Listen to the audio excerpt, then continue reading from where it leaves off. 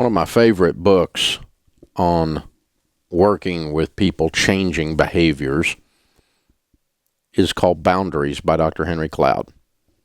I read it many, many years ago, and since then, Henry and I have become really good friends. I love Henry. I love that book, too. And one of the things I grasp from reading that book and other books is this. There is a difference between forgiveness and reconciliation. Those of us that are wise in emotional maturity, spiritual maturity, and those of us that are Christians are called to forgive. When you forgive, you set yourself free from the bondage of the offense. You're offended, and when you forgive, when you're a victim and you forgive, you're not setting the victimizer free, you're setting yourself free. You can forgive someone and not be reconciled to them. The young lady called a minute ago and was trying to figure out should she reconnect with her brother-in-law. She's having trouble reconnecting to her brother-in-law after he had affairs and everything else, and he's supposedly come clean for the last 2 years. His wife has forgiven him and taken him back and been reconciled to him, but not the sister-in-law. She doesn't want to be around him. So here's the question. At what point for someone's misdeeds do you forgive them? And then at what point are you reconciled to them? They're different. Okay? Someone rapes you. What a horrible, grotesque, violent, unbelievably vile crime. I can't imagine. Can't imagine going through something like that. But to not forgive them eventually as you begin to heal from your emotional scars is to not set yourself free from that. Very difficult to do. I'm not saying it's easy. But when you do forgive them, you set them free. But you would not be reconciled ever to someone who raped you. Meaning you wouldn't go on a date with them. You know, someone steals your wallet. You can forgive them, but you're not going to, leave your wallet with them later, your new wallet, for them to watch over your money. You wouldn't be reconciled with them. Probably ever in that situation. But in the case of that young woman, she was not personally wronged. Her, the guy's wife is who was wronged, right? And her sister-in-law was wronged. Her brother-in-law, I don't know how it worked. It was a brother-in-law, but anyway, it was I guess her husband's family is the way I understood it. But anyway, the lady, the wife is who was wronged. She forgave and was reconciled to the husband as he supposedly is putting his life back together. I don't have any idea if he put his life back together. I don't know the guy. You don't know the guy. Well, once you do that, you can always do it. Well, people that haven't done it can always do it. Any one of you listening is capable of adulterous affairs. Everyone's capable of that. And if you think you're not capable of it, you're just about to have one.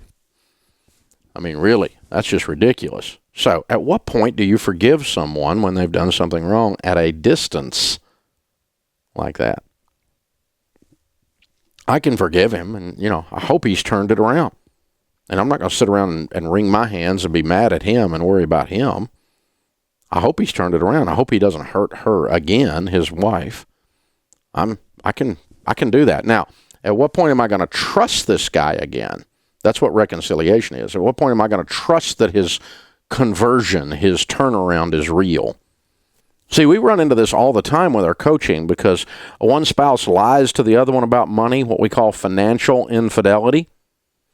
Your husband, your wife lied to you and ran up a bunch of credit cards and you didn't even know it. It's hard to trust them again after that. Now, if you're going to stay married, you're pretty well instantaneously going to have to sit down and go, okay, I forgive you, but I'm not necessarily going to be reconciled to you financially. I'm going to watch over your shoulder on everything that's going on. Or we have a couple come in and the guy is a you know, he's been found to be a gambling addict, which happens like every week. Football betting is destroying families' finances. It's unbelievable.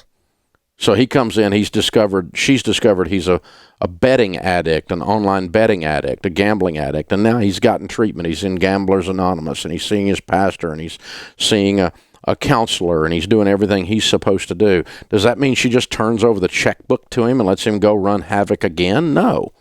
As a matter of fact, we recommend that when someone's recovering from an addiction like that, that they not have control, they not have any access to money for a while until trust is rebuilt over time. But 10 years later, trust should be rebuilt. 10 months later, it should be better than it is now. 2 years later, it should be better than that. It should progressively rebuild trust.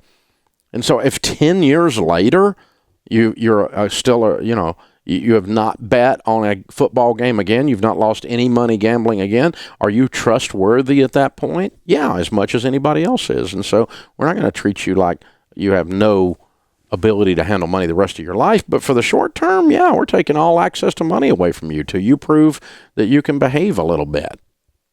Absolutely. But then gradually, trust is rebuilt, and over time, it's rebuilt. If you cannot, when someone has,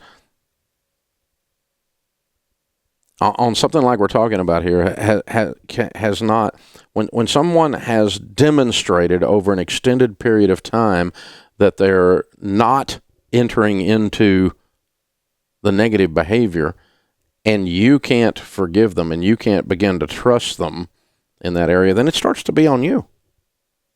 And 2 years clean, if the guy's clean from his double life, adulterous affairs, or whatever he was doing, porn addiction, whatever it was, sounded like it was all of that.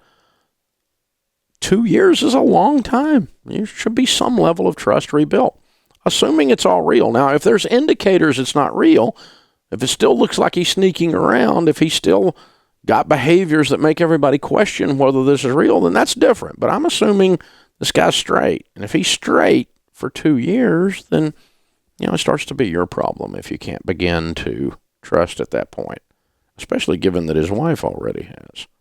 She might just be an enabler. She might be. She might be codependent. That could be what's going on. It could be that he's cleaned up his life and you're just so hurt you can't forgive. See, that's the difference. There's a difference in forgiveness and reconciliation. They generally happen at different times. Generally, forgiveness should come faster than reconciliation. But if I pet a dog and it bites me, I forgive the dog. But I'm not petting that dog anymore. We're not going to be reconciled with him. This is the Dave Ramsey Show. Hey guys, thanks for watching. If you enjoyed this video, click the subscribe button to get the latest content and check out these other great clips from the show.